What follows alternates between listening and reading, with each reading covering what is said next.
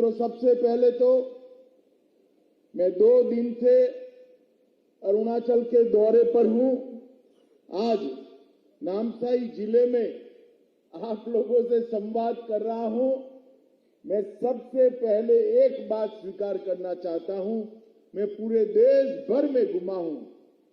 देश में सबसे खूबसूरत जगह अगर कोई है तो हमारा ये अरुणाचल प्रदेश है, इसमें कोई दो राय नहीं। ईश्वर ने भर भर कर यहां कुदरती संपदा दी है, हरियाली दी है और अनेक विविध भाषाओं, बोलियों, गान, संगीत, खान पान, एक विविधता वाली संस्कृति की समृद्धि भी हमारे अरुणाचल को दी है।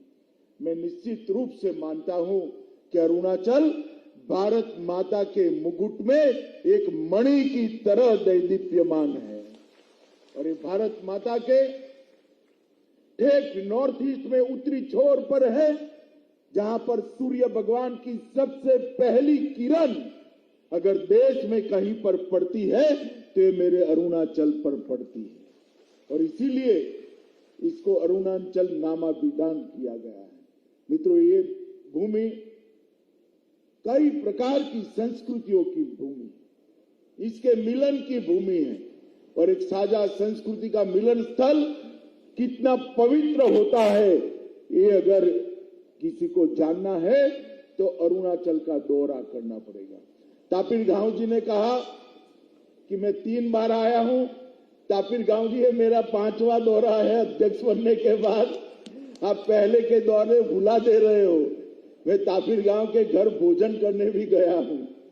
मित्रों, मैं जब जब भी अरुणाचल आता हूं, यहां से देशभक्ति की उत्कृष्ट भावनाओं को लेकर वापस दिल्ली जाता हूं।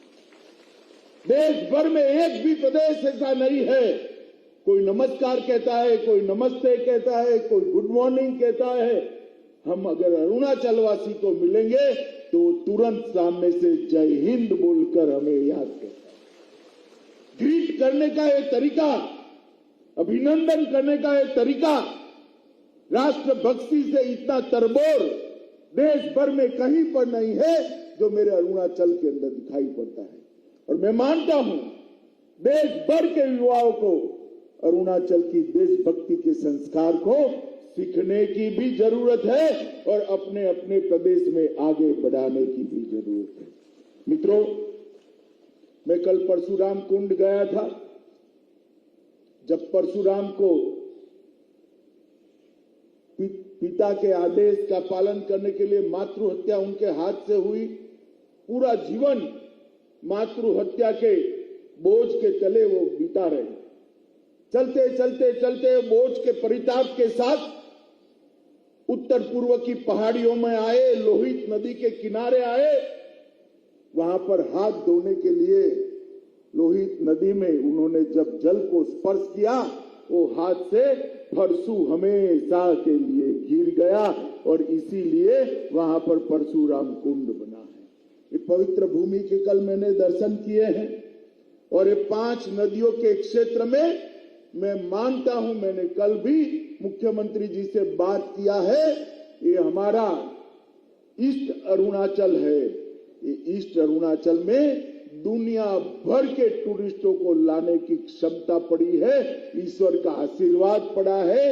ये परशुराम कुंड ये 5-10 साल में ऐसा यात्रा धाम बनेगा कि पूरे भारत से यात्री परशुराम कुंड आएंगे और यहां पर ईस्ट अरुणाचल की मेहमान नवाजी को करेंगे। मित्रों, आज यहां पर राष्ट्रीय रक्षा यूनिवर्सिटी का MOU आगे बढ़ा है। मोदी जी ने 2 बड़ी प्रोफेशनल यूनिवर्सिटी आगे बढ़ाई जो रक्षा क्षेत्र के साथ जुड़ी थी। एक राष्ट्रीय फोरेंसिक साइंस यूनिवर्सिटी और एक राष्ट्रीय रक्षा यूनिवर्सिटी। राष्ट्रीय रक्षा यूनिवर्सिटी रक्षा के क्षेत्र में जो तकनीक है वो तकनीक से लैस टेक्नोक्रेट खड़ा करने की यूनिवर्सिटी। राष्ट्रीय रक्षा यूनिवर्सिटी इसके साथ साथ हमारे अर्धसैनिक बल और सैनिक बल दोनों को एक ट्रेन मैन पावर, एक ट्रेन युवा अपने आप वहां से पढ़ लिख कर एक सेना और हमारे अर्धसैनिक बल की नींव रीढ़ की हड्डी बने, ऐसा मैन पावर देने की यूनिवर्सिटी है। मैं अरुणाचल प्रदेश को अच्छे से जानता हूं। यहां का युवा देशभक्त तो है ही, मगर कद काठी भी यहां बहुत मजबूत है। मुझे भरोसा है राष्ट्रीय रक्षा यूनिवर्सिटी यहां आने से यहां के युवाओं के लिए देश भर में काम करने की अनेक संभावनाएं खुलने वाली है। देश भर के पुलिस बल के अंदर काम करेगी। मैं प्रेमा खांडू जी को बहुत बहुत बधाई इसलिए देना चाहता हूं कि गुजरात के बाद राष्ट्रीय रक्षा यूनिवर्सिटी का ये पहला परिसर हमारे अरुणाचल के अंदर खुलने वाला है। इसकी शुरुआत अरुणाचल से होने वाली। आज कई योजनाओं का उद्घाटन हुआ, 22 योजनाएं परिपूर्ण होकर मुख्यमंत्री जी के साथ, किरण रिजिजू और हमारे सांसद महोदय के साथ लोकार्पित की गई है। ये 22 परियोजनाएं 436 करोड़ की लागत से हुई है और 25 योजनाओं का शुभारंभ होने जा रहा है, उसका भूमि पूजन हुआ है। वो 25 परियोजनाएं 350 करोड़ रुपए की लागत से होने वाली। मित्रों, आज के एक ही दिन में अरुणाचल में 786 करोड़ 786 करोड़ रुपीस के काम, विकास के काम या तो पूरे हो रहे हैं या तो शुरू हो रहे हैं। और लाभ वितरण में कुल मिलाकर 33,466 परिवार, 33,466 फैमिली और 800 स्वयं सहायता ग्रुपों को और एनजीओ को योजनाओं का लाभ मिला है। वो अलग 244 करोड़ रुपए का लाभ मिला है। कुल मिलाकर 1180 करोड़ रुपए का आज अरुणाचल के अंदर अलग अलग प्रकार से शुभारंभ हुआ है। मैं योजनाओं के डिटेल में नहीं जाना चाहता, मगर कई सारी योजनाएं ऐसी है जो अनेक लोगों के जीवन में उजियारा प्रदान करेगी। प्रधानमंत्री आवास योजना हो, व्हीकल प्रदान करने की योजना हो, ऐसी कई सारी योजनाएं व्यक्तिगत जीवन में भी फायदा करने वाली है और कई सारी योजनाएं इंफ्रास्ट्रक्चर के माध्यम से समग्र राज्य का विकास करने वाली है। मित्रों, आज जब मैं यहां अरुणाचल की इस पवित्र भूमि पर आया हूं, इस वक्त हम आजादी का अमृत महोत्सव मना रहे हैं और अरुणाचल भी अपना स्वर्ण जयंती महोत्सव मनाने की शुरुआत करने वाला है। अरुणाचल के 50 साल का विकास, कई बार हमारे कांग्रेसी मित्र बोलते हैं 8 साल हो गए, मोदी जी क्या किया। भाई अरुणाचल वालों, मुझे एक बात बताओ, जो आंख बंद कर कर जागता हो, इसको विकास दिखाई पड़ता है क्या? जरा जोर से बोलिए, आप आंख बंद कर दोगे तो कुछ दिखाई पड़ेगा? जोर से बोले, दिखाई पड़ेगा? एक कांग्रेस वाले आंख बंद कर कर विकास को ढूंढ रहे। राहुल बाबा, आंख खोल दो, इटालियन चश्मा निकाल दो, भारतीय चश्मा पहन लो, तो मालूम पड़ेगा कि 8 साल के अंदर क्या हुआ है। इस 8 साल के अंदर अरुणाचल के टूरिज्म को बढ़ाने के लिए, अरुणाचल के लॉ एंड ऑर्डर को स्वस्थ और शांति प्रदान करने के लिए, इंफ्रास्ट्रक्चर को बढ़ाने के लिए, अरुणाचल के विकास को आगे बढ़ाने के लिए प्रेमा खांडू और नरेंद्र मोदी जी की डबल इंजन सरकार ने 50 साल में नहीं हुआ, वो 8 साल के अंदर करने का काम किया है। मित्रों, प्रधानमंत्री जी ने पूरे नॉर्थ ईस्ट को आज देश के मध्य नक्शे के अंदर लाकर रख लिया है। पूरा देश पहले नॉर्थ ईस्ट को एक अनजान तरीके से, अलग दृष्टि से जानता है, मगर जब देश का प्रधानमंत्री 8 साल के अंदर 50 से ज्यादा बार नॉर्थ ईस्ट में आता है, नॉर्थ ईस्ट अपने आप फोकस पे आ जाता है। सिर्फ प्रधानमंत्री जी नहीं, हर मंत्री को प्रधानमंत्री जी ने सूचना दी है, हर 15 दिन 8 राज्य में से कोई न कोई राज्य के अंदर भारत सरकार का एक मंत्री अवश्य रूप से जाए। और मित्रों, 3 साल में मंत्री बनने के बाद मेरा भी ये 14वां दौरा नॉर्थ ईस्ट राज्य का है। इससे आप अंदाज लगा सकते हो कि नॉर्थ ईस्ट को प्रधानमंत्री जी ने कितनी अग्रिमता से लिया है। पहले पैसा जो दिल्ली से आता था, कांग्रेसी शासन थे, 8 राज्यों में कांग्रेस के शासन थे, पैसा भ्रष्टाचार की भेंट चढ़ जाता। एक मुख्यमंत्री भूमि पूजन करता था, दूसरा उसकी घोषणा करता था और शायद तीसरा उसका उद्घाटन करता था। हमने तो भूमि पूजन और उसका उद्घाटन हमारे प्रेमा के हाथ से ही कराते हैं। ये भारतीय जनता पार्टी की संस्कृति है। हमने पाई जो मोदी जी भेजते हैं, वो पैसा अरुणाचल वासी और नॉर्थ ईस्ट के लोगों तक पहुंचे। इस प्रकार की कठोर भ्रष्टाचार विहीन व्यवस्था नॉर्थ ईस्ट के अंदर बनाने का काम देश के प्रधानमंत्री नरेंद्र मोदी जी ने किया था। पूरे देश और दुनिया पहले नॉर्थ ईस्ट को विवाद और उग्रवाद के नाम से जानती थी। कांग्रेस पार्टी ने राज्य के बीच में, ट्राइब के बीच में, एक बोली और दूसरी बोली के बीच में सैकड़ों झगड़े लगाकर रखे थे। नरेंद्र मोदी जी के नेतृत्व में नागाओं के साथ अभी बातचीत चल रही है। बोडोलैंड की समस्या का समाधान हो गया। त्रिपुरा के सारे हथियारी ग्रुपों ने हथियार डाल दिए। यहां पर कार्बी में भी समाधान कर हथियार डाले गए। पूरे नॉर्थ ईस्ट में 19 से लेकर 22 तक 3 साल में 9,600 उग्रवादी लोगों ने हथियार डालकर मेन स्ट्रीम में आने का काम किया।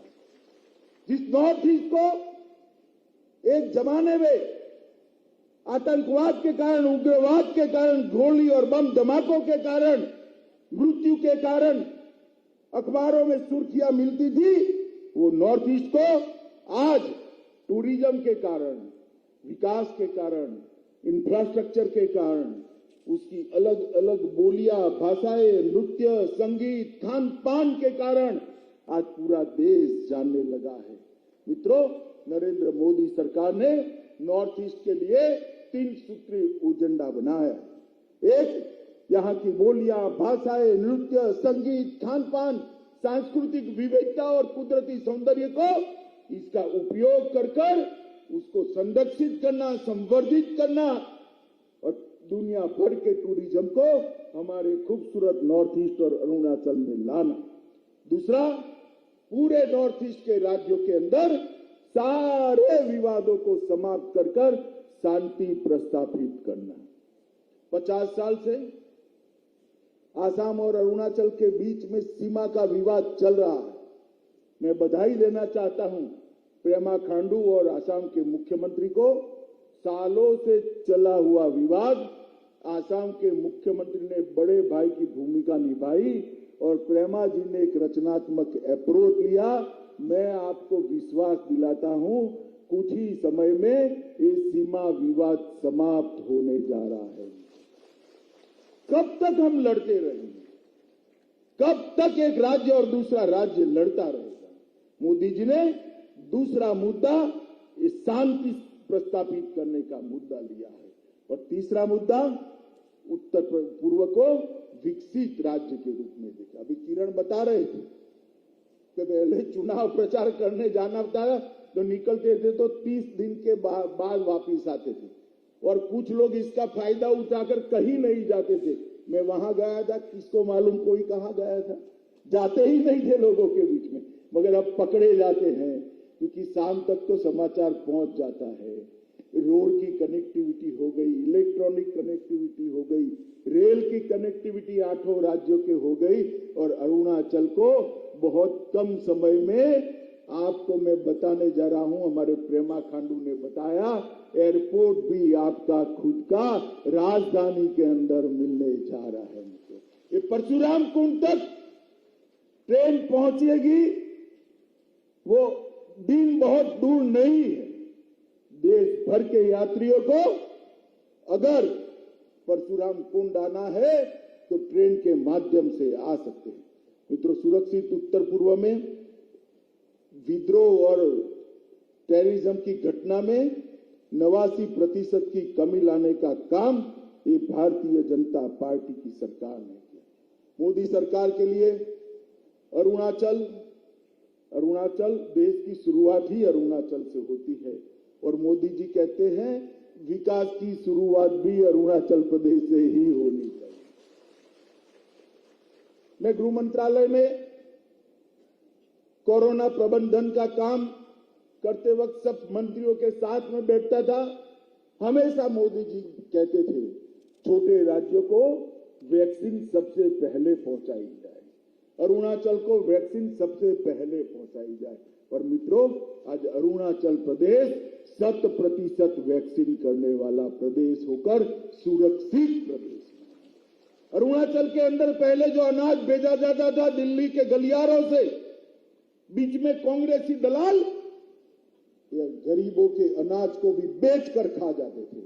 आज मैं दावे से कह रहा हूं, हर गरीब जिसके पास लाल कार्ड है उसको मोदी जी का भेजा हुआ 5 किलो चावल प्रति व्यक्ति 2 साल से हर साल मुफ्त मिल रहा है।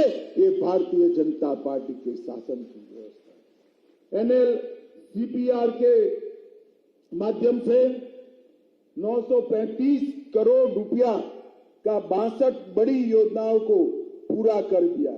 NEC के माध्यम से 837 करोड़ रुपया से 91 योजनाओं को पूरा करने का काम भारतीय जनता पार्टी की केंद्र सरकार ने किया है।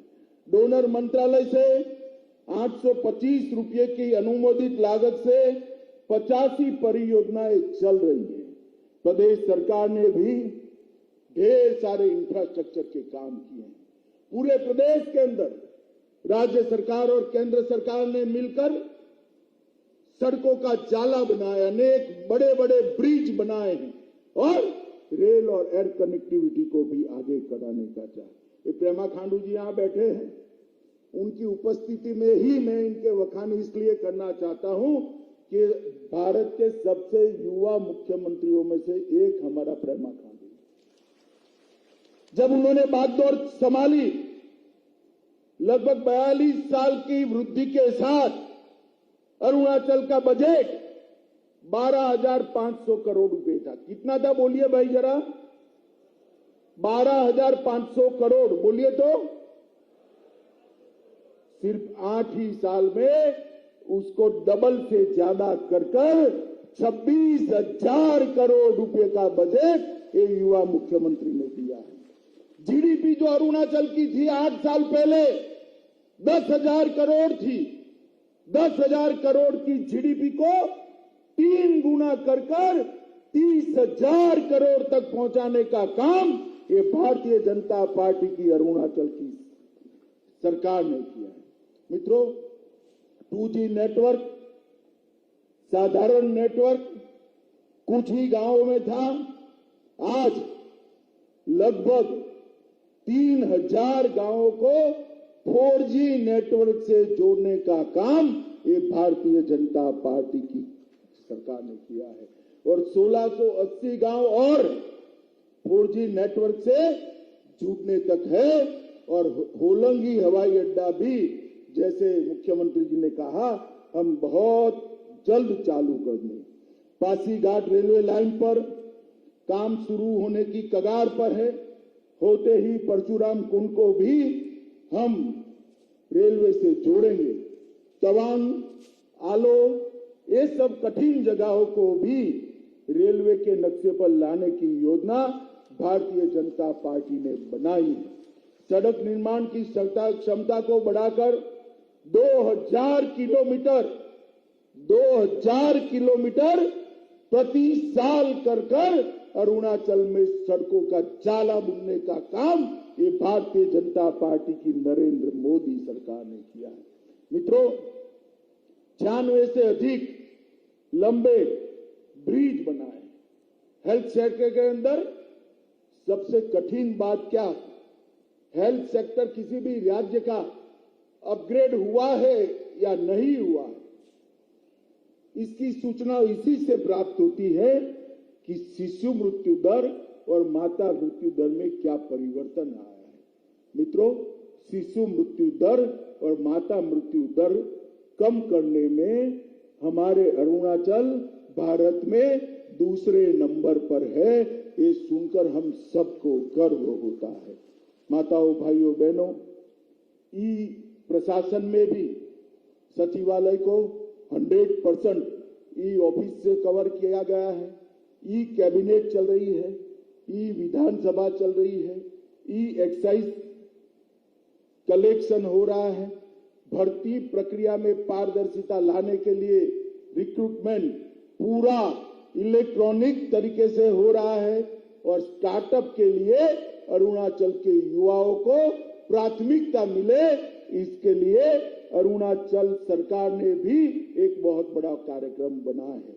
सीमा ग्राम के इलेक्ट्रिफिकेशन का, विद्युतीकरण का कार्यक्रम भी हमने हाथ में लिया है और कर्मचारी चयन बोर्ड के माध्यम से ट्रांसपेरेंसी के साथ, पारदर्शिता के साथ भर्ती हो, इसके लिए हमने करा है।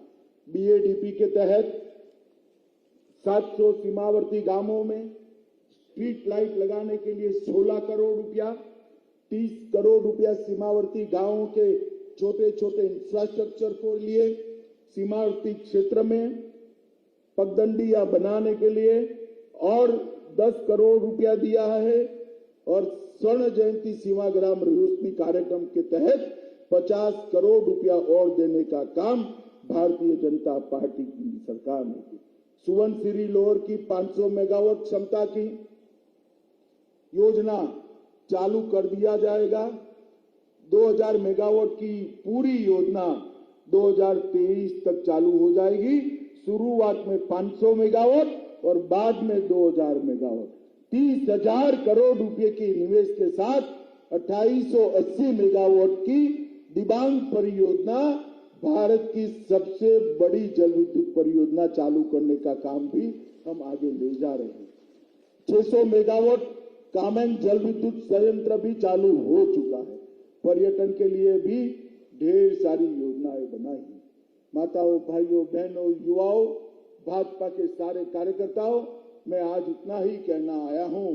आप भरोसा रखिए नरेंद्र मोदी जी और प्रेमा खांडू की डबल इंजन सरकार पर।